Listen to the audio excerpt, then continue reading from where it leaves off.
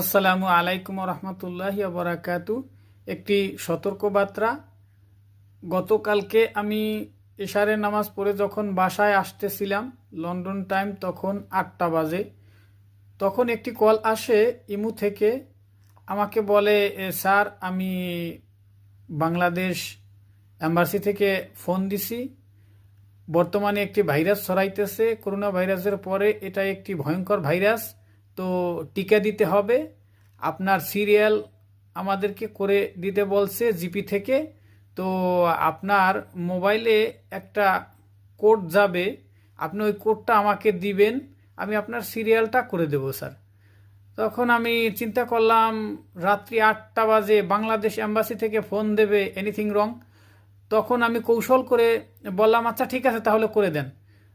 তারপরে সে একটি মেসেজ পাঠালো হোয়াটসঅ্যাপে, এবং আমি কৌশল করে অন্য নাম্বারগুলো বলে দিলাম, অন্য একটা নাম্বার বলে দিলাম। তখন বললো, স্যার হয়নি, আপনি আবার একবার ট্রাই করেন, আমি আর একবার একটা নাম্বার দিতেছি। পরে আবার সে আর একটা নাম্বার দিল, তখন আমি আবারও অন্য একটা নাম্বার বললাম। তখন সে বলল যে আপনি তো নাম্বার ভুল দিচ্ছেন। আমি বলছি যে না ঠিক আছে তো। তখন সে আমাকে একটা গালি দিয়ে ফোনটা কেটে দেয়।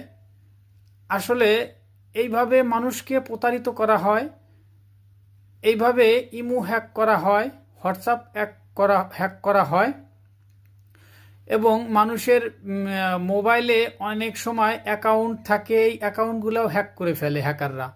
তারপরে মানুষকে ক্ষতিগ্রস্ত করে এবং মানুষের টাকা পয়সা বিভিন্নভাবে হাতিয়ে নেয়। তো আমরা আসুন সতর্ক হই এবং শেয়ার করে মানুষকে জানিয়ে দেই। এই প্রতারক চক্র কিন্তু মানুষকে অনেক ক্ষতির মুখে ফেলে দেয়।